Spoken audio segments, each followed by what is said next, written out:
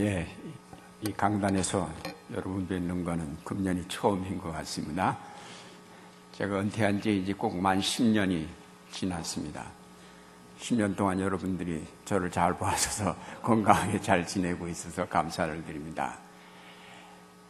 예, 오늘도 사실은 제가 사양을 했는데, 그래도 한두 번은 해야 되지 않겠냐 그래서 이제 5째 주일 있는 마지막 주일에 하기로 해서 오늘 하고 8월 마지막 주일에 2번 하기로 했습니다. 그러니까 지난 4월 16일이 일어난 세월호 여객 침몰 사건을 통해서 우리가 살고 있는 이 나라가 얼마나 그 체제가 허술하며 정말로 이 나라가 진정한 국민국가인지를 묻게 됩니다. 이 참사를 통해서 우리는 근본으로 돌아가서 과연 국가란 무엇인가, 국가가 무엇인가를 이렇게 묻지 않을 수 없습니다. 이번에 일어난 참사의 원인이 여러 가지로 지적되고 있는데 아직 정확하게 그 원인이 뭔지 밝혀지지 않고 있습니다만은 결국 따지고 보면 탐욕입니다. 수단 방법을 가리지 않고 경제가 성장해야 한다는 기치 아래 우리 사회가 전체가 미친 듯이 달려왔고 또 달려가고 있습니다. 경제 성장은 곧 국가 선진화에 기여하는 이바지하기에 그것은 절대선이고 따라서 거기에 누구도 이의를 달 수 없습니다. 경제 성장 과정에서 얼마나 많은 사람이 희생되었는지는 중요하지 않고 나타난 성장 지표만을 중요하게 여깁니다.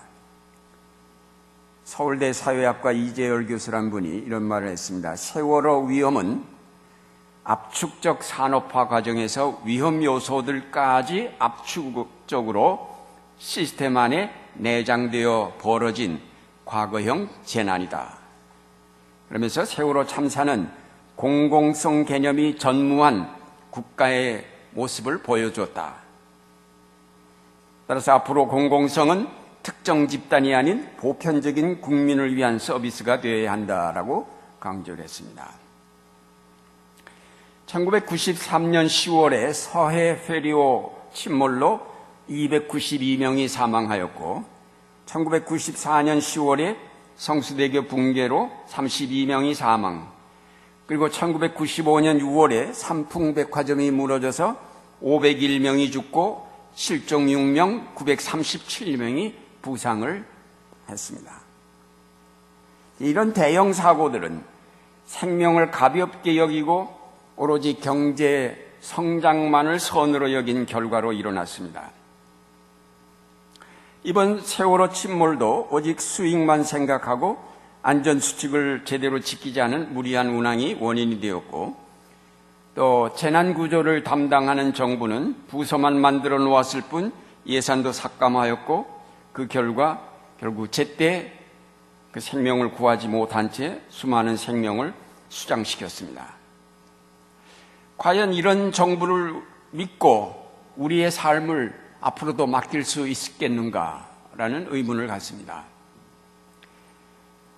가령 우리 주변에는 여러 가지 위험 요소들이 참 많습니다.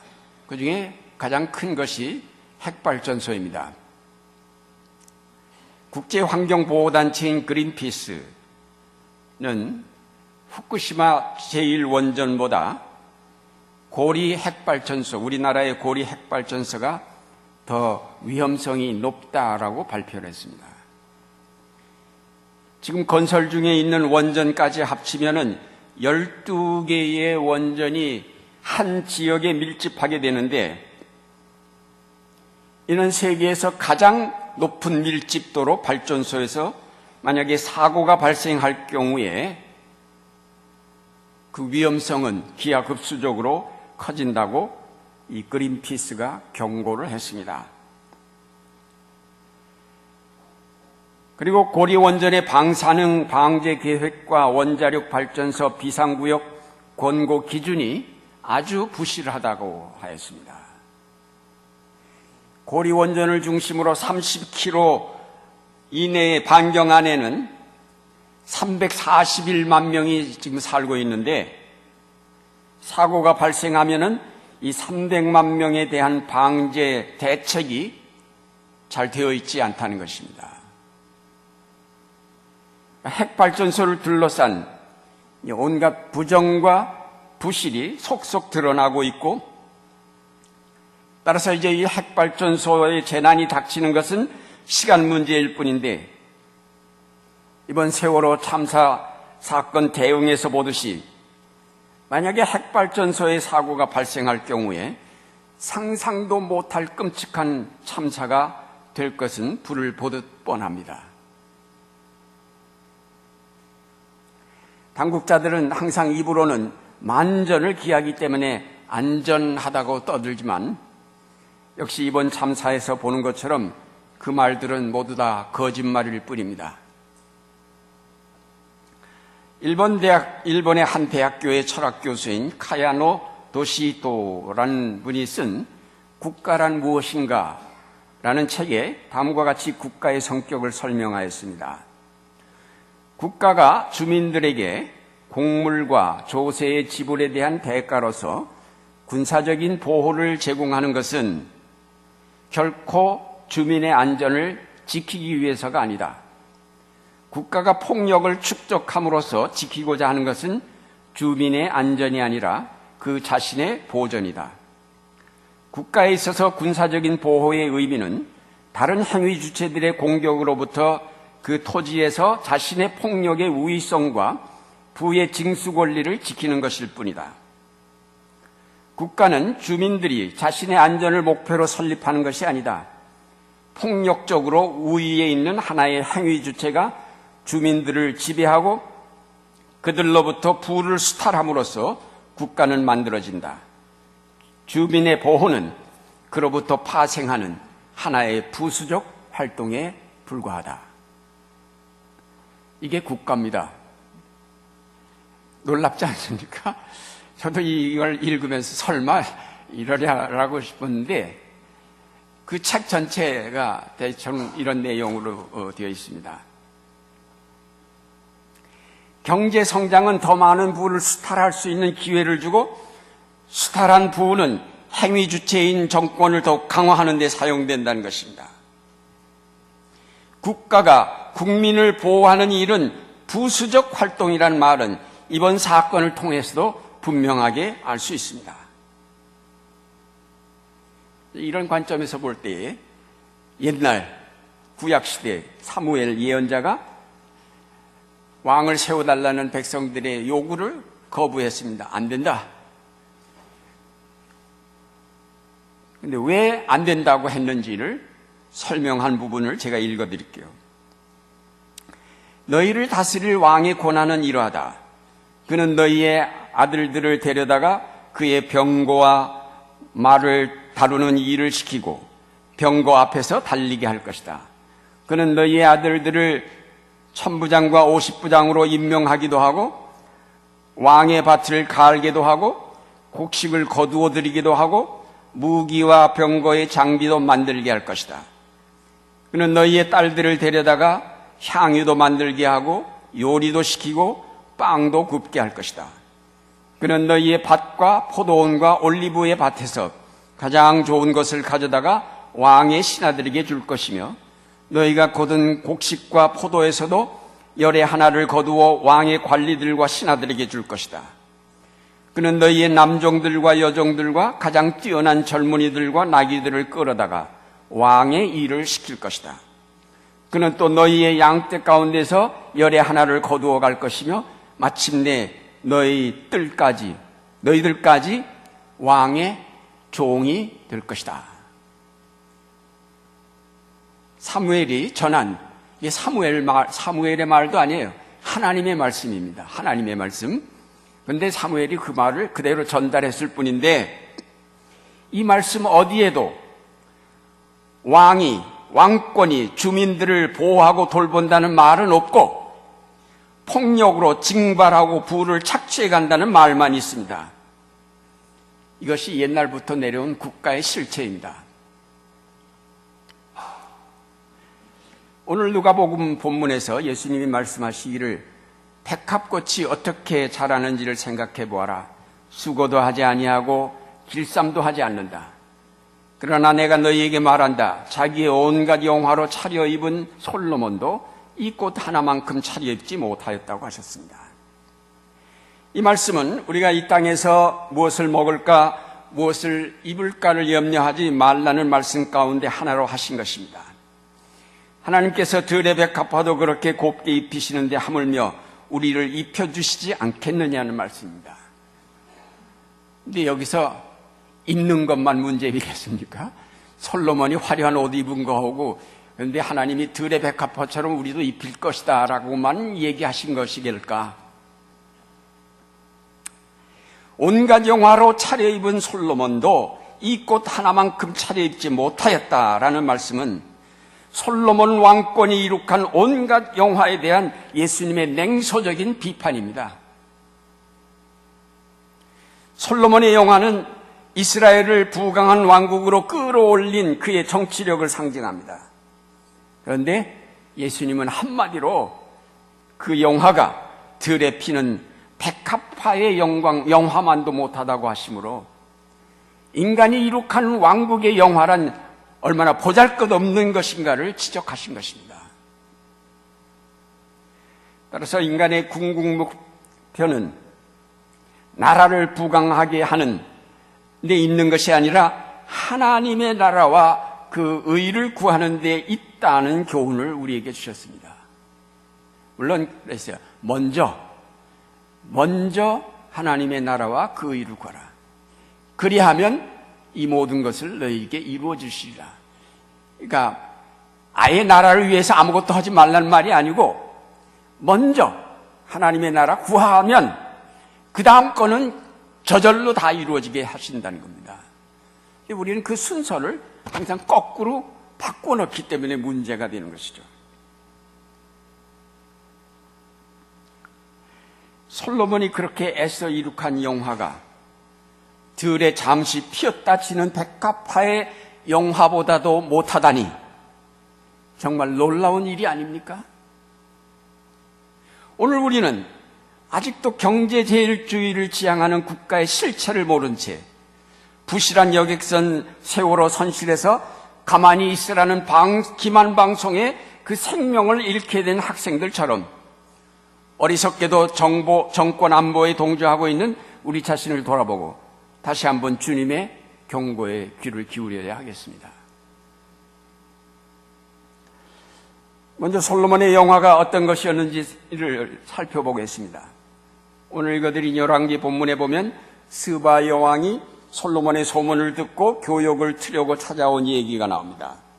스바의 여왕이 솔로몬의 모든 지혜와 그 건축한 왕궁과 그 상의 식물과 그의 신하들의 좌석과 그의 시종들이 시집한 것과 그들의 관복과 술관원들과 성전에 올라가는 층계를 보고 크게 감동하여 말하기를 임금님께서는 내가 들은 소문보다 지혜와 복이 훨씬 더 많습니다 라고 감탄을 했습니다.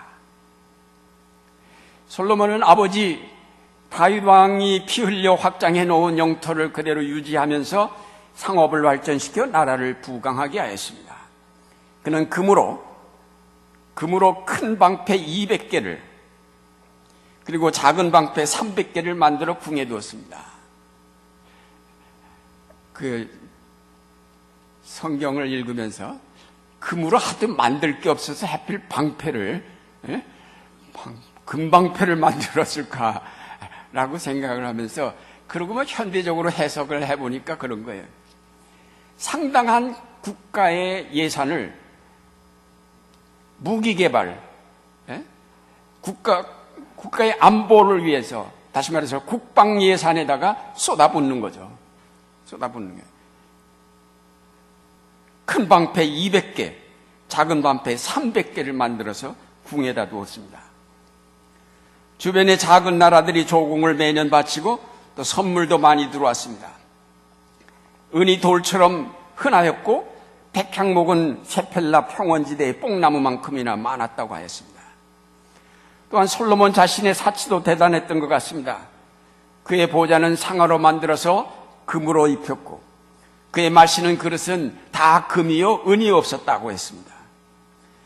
솔로몬이 세운 기업은 비록 국가의 독점 사업이기는 했지만은 수많은 사람에게 취업의 기회를 주었고 또 다른 많은 사람을 자극하여 사기업을 경영하게 했을 것이 틀림없고, 그래서 전체 국민의 구매력이 상승하고 전반적인 번영을 촉진했을 것입니다. 그래서 도시들이 발전했고 또 새로운 도시들이 많이 건설되었습니다. 솔로몬은 또 이런 부를 바탕으로 해서 많은 토목공사를 일으켰습니다. 옛날부터 토목공사들, 이 정권이 토목공사들 좋아하는 것 같습니다. 7년을 걸려 성전을 지었고 그 후 13년 걸려 자기 궁궐을 지었으며 그 외에도 여러 위성도시들을 건축하여서 요새화했습니다. 특별히 성전 건축은 정말 정성을 들여 이룩한 아름다운 건물이었습니다. 솔로몬의 영화는 물질의 번영을 이루는 데만 있지 않았습니다. 문화적으로도 아주 눈부신 업적을 남겼습니다. 그는 구전된 많은 이야기를 기록으로 남겼고 또 음악과 시편 영창을 제2에 도입하였고 또 수많은 잠언을 남겼습니다. 한마디로 말해서 솔로몬은 이스라엘 왕국을 경제적으로나 문화적으로 아주 발전시킨 왕이었습니다. 사울과 다윗 두 왕을 거치긴 했지만 아직 부족 동맹 형태로 남아있던 이스라엘을 이제는 완전한 제국으로, 왕국으로 변모시켰습니다. 이스라엘 역사에 있어서 그야말로 전무후무한 황금기였다고 하겠습니다. 그러나 이런 솔로몬의 영화는 많은 문제를 안고 있었습니다. 그래서 예언자의 비판의 대상이 되었습니다. 결국 그 문제들로 말미암아 그가 그렇게 공들여 쌓아올린 왕국이 남북으로 분열되어 버렸습니다. 문제점이 뭔지 몇 가지 좀 짚어보겠습니다. 첫째로, 경제적인 발전은 그 사회 안에 계급적 균열을 가져왔습니다. 한편에는 무산계급과 고용노동자들과 노예들이 있었고 다른 한편에는 귀족들이 있었습니다. 시골에서 농사나 지으면서 살던 사람들을 도시로 이주케 하였고 외국의 영향력이 두드러지면서 이스라엘에서는 그때까지 몰랐던 그런 도시 문명이 발전하게 되었습니다. 이런 문명은 순진하던 사람들을 타락시켰고 영성보다는 재물 축적에 더욱 관심을 갖게 만들었습니다. 서로 친근하게 나누면서 살던 부족사회가 파괴되고 서로 알지 못하는 도시인이 되면서 함께 나누기보다는 가진 자는 더 가지려 하고 못 가진 자는 버림받을 수밖에 없게 되었습니다. 이스라엘이 누려온 공동체의 전통에 금이 가기 시작한 것입니다. 그래서 그의 아들 르호보암 왕 때에 마침내 이 나라가 둘로 나뉘어지고 말았습니다. 둘째로, 솔로몬은 중앙 집권 체제를 강화하려고 이제까지 유지되어 오던 지파 체제를 완전히 무시해버리고 국토를 12개의 행정구역으로 재편성하고서 거기에 각각 지방장관을 임명하였습니다. 이것은 무엇보다도 효과적으로 국가의 세입을 늘리려는 목적이 있었습니다. 각 지역은 1년에 한 달씩의 궁중 식량을 공급할 의무가 있었습니다. 이것은 각 지역에 사는 주민에게 대단히 무거운 과세였습니다. 또한 이런 행정 개편은 지파 체제에 대한 충성심을 약화시켜서 모든 권력을 왕의 손안에 장악하려는 의도에서 이루어졌습니다. 따라서 이제까지 12지파, 각 지파가 가지고 있었던 자주성은 사라지고 무거운 세금 부담과 군복무를 위한 징병의 의무를 짊어져야만 했습니다. 이로써 강력한 왕국은 되었지만은 이스라엘의 부족사회에서 간직하였던 공동체성은 사라지고 말았습니다. 셋째로, 솔로몬의 영광은 그것을 위해 너무나 많은 재정이 지출되었습니다. 과다한 토목공사와 왕권을 유지하고자 조직된 군대, 또 아낌없이 지원한 성전 제사, 그리고 궁중에 지나친 사치 등으로 과다한 경비가 지출됨으로 말미암아 재정적인 어려움에 직면하게 되었습니다. 많은 수입이 있었음에도 이런 갑작스러운 행정개혁과 방만한 지출은 곧 국가 예산의 적자를 기록하지 않을 수 없게 되었습니다. 성전과 궁궐을 20년 만에 완성하고 난 후에 솔로몬은 두로왕, 그 북쪽에 있는 조그만 나라인데 두로왕에게 그 북쪽 갈릴리 땅에 있는 20개 성읍을 주었습니다. 아마도 현금을 차관하기 위한 담보였던 것 같습니다. 그래서 두로왕은 그 대가로 금 120달란트를 솔로몬에게 보냈습니다. 결국 땅을 팔아먹은 거죠. 나라가 땅을 팔아먹다니. 그 성읍은 끝내 찾지 못했습니다. 이 영토를 팔아먹을 정도라면 그 재정적 형편이 어떠했겠는지 짐작할 수 있습니다. 넷째로, 과다한 토목공사를 하고자 강제로 사람들을 동원하지 않을 수 없었던 이 일이 나라 분열의 원인이 되었습니다. 처음에는 그 땅에 남아있는 가나안 족속들을 강제로 동원해서 일을 시켰습니다. 그러나 인력이 딸리자 이스라엘 사람들도 강제로 동원하였습니다. 레바논에 3만 명을 보내 벌목하게 하였고 짐꾼이 7만 명이고 산에서 채석하는 인력이 8만 명이었습니다. 이 강제 노역은 평안하게 살던 이스라엘 자손들에게는 감당하기 어려운 시련이었습니다. 견디다 못한 강제 노역의 책임자였던 여로보암이 예언자 아히야의 선동을 받아서 반란을 꾀하다가 사전에 발각되어 이집트로 도망을 갔습니다. 그러나 솔로몬이 죽은 뒤에 그가 돌아와서 나중에 결국 분열된 북왕국의 첫 번째 왕이 되었습니다. 다섯째로, 솔로몬의 화려한 영화는 그를 더욱더 신앙을 돈독하게 한 것이 아니라 그의 신앙을 타락시켰습니다.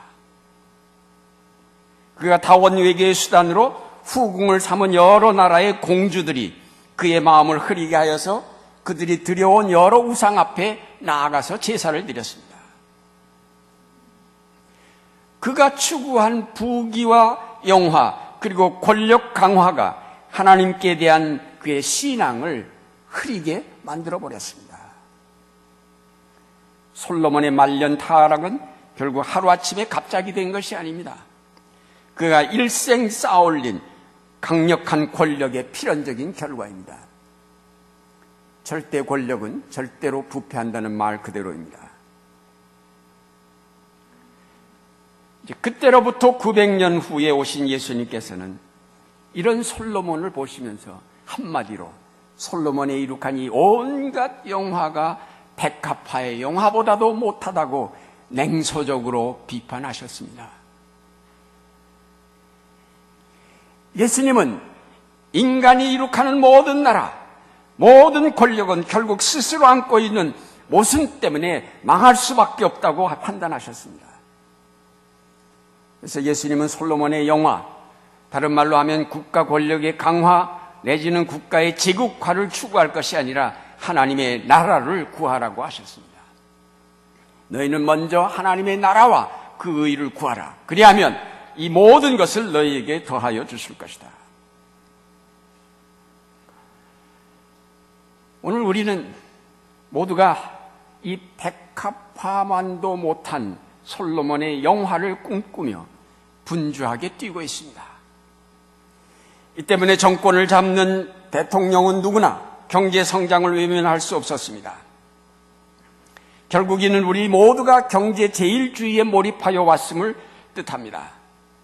무엇을 먹을까, 무엇을 입을까를 걱정하지 말고 하나님 나라를 구하라는 예수님의 말씀을 금쪽같이 여기는 우리 그리스도인들도 부강한 나라가 되게 해달라고 열심히 기도하고 있습니다. 솔로몬 왕의 처음 출발은 하나님께 있었습니다. 그러나 솔로몬의 폭력을 통한 정치는 하나님을 화려한 성전에 가두고 하나님과 상관없이 그의 권력을 강화하는 데만 열을 올렸습니다. 이것이 그가 타락하게 된 원인이기도 합니다. 오늘날 모든 국가의 정치도 권력도 그 바탕에 하나님의 계명이라고 할 수 있는 도덕성을 깔아야 하는데, 이 국가 권력의 특성인 폭력 때문에 이런 하나님의 계명을 따를 수가 없습니다. 따라서 이들은 정치와 종교는 분리되어야 된다는 미명 아래 하나님을 교회 속에 가둬놓고 정치는 자기들 마음대로 행한 것입니다. 오늘 우리의 타락은 여기서부터 시작되었습니다. 결코 하나님은 교회 속에만 머무시는 분이 아닙니다. 그는 분명히 만유의 주이시기에 모든 정치, 모든 경제, 모든 문화가 그의 뜻을 따라 이룩되어야 합니다. 교회는 그것을 깨우치는 역할을 해야 할 것입니다. 교회의 선교적 과제는 이 땅의 모든 삶의 분야에 미칩니다. 우리는 끊임없이 우리의 정치와 경제와 문화에 하나님의 뜻을 반영시킬 의무가 있습니다. 이민족의 양심을 되살리고 윤리와 도덕성을 회복시키며 정의와 진리가 모든 판단의 기준이 되며 사랑과 신뢰가 싹트는 사회가 되려면 하나님께로 돌아가야 됩니다.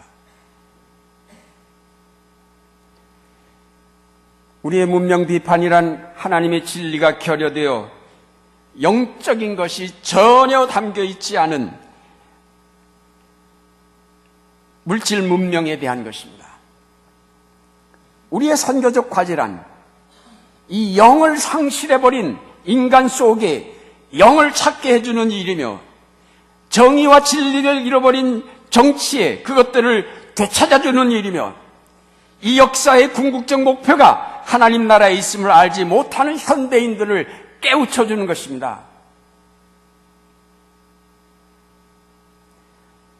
이제 이런 사명을 위해서 우리는 급속하게 발전하는 이 물질 문명에만 현혹되어 있을 것이 아니라 들에 피는 백합화를 보면서 하나님의 섭리를 깨달을 수 있는 여유를 가져야 하겠습니다.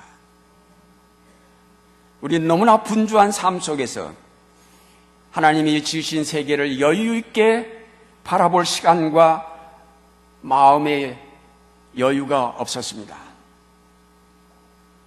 이것이 오늘 우리의 영혼을 어둡게 만들었으며 우리의 눈을 멀게 만들었습니다. 예수님께서 말씀하시기를 백합화를 생각하여 보아라 라고 하셨는데, 하나님이 지으신 자연을 보면서 생각할 줄 아는 삶이 되라고 하십니다. 자연을 보고 역사를 보면서 생각할 줄 아는 사람은 왜 솔로몬의 영화가 백합화의 것보다 못한지를 깨닫게 됩니다. 재난을 당하고서야 뒤늦게 후회하고 야비한 권력의 폭력성에 눈뜨게 되는 우리의 무뎌진 영적 감각을 되살리려면 여유를 가지고 들에 피는 백합화의 신비를 보면서 생각하는 그리스도인들이 되어야 할 것입니다. 사랑하는 여러분, 솔로몬의 영화가 겉보기에는 참으로 화려하고 아름답습니다. 스바 여왕이 감탄한 것처럼 많은 사람들이 감탄하지만 가만히 그 속을 들여다보면 그 영화가 얼마나 많은 사람의 고통을 바침으로 이루어진 것이며 그 영화의 그늘에서 얼마나 많은 사람이 신음하고 있는지, 그리고 얼마나 잔인한 폭력성을 지니고 있는지를 발견하게 됩니다. 그러므로 솔로몬의 영화는 진정한 영화일 수가 없습니다. 하나님 나라와 대척점에 있을 수밖에 없습니다. 우리가 추구해야 할 영화는 모든 사람이 함께하는 하나님 나라의 영광입니다. 오늘 이 땅에서 이루어지고 있는 솔로몬의 영화에 현혹될 것이 아니라 한 걸음 뒤로 물러서서 그 영화의 허구성과 기만성을 보면서 하나님의 역사를 살필 수 있어야 하겠습니다. 이제 하나님을 떠난 오늘의 정치, 경제, 문화, 사회 속에 생명을 불어넣도록 기도하시는 여러분들의 생활이 되시기를 바랍니다. 기도하겠습니다.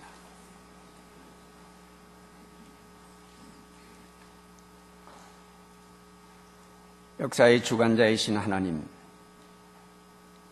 인간의 탐욕으로 빚어진 참사로 어린 생명을 비롯한 300여 명의 생명이 무참하게 죽었습니다.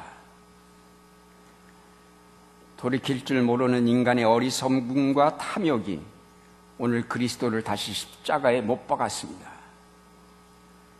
주님, 저희의 죄악을 용서하여 주옵소서. 경제성장을 우상처럼 떠받들어온 결과가 수많은 생명을 그 희생제물로 삼았음을 기억하고 대통령을 비롯한 정치인들 그리고 그들을 선출한 우리 국민 모두가 회개할 수 있게 하옵소서. 생명을 위한 정책이 모든 정책에 우선하게 하시고 발전보다는 복지를, 개발보다는 보전과 조화를 추구할 수 있는 변화가 이루어지게 하시옵소서.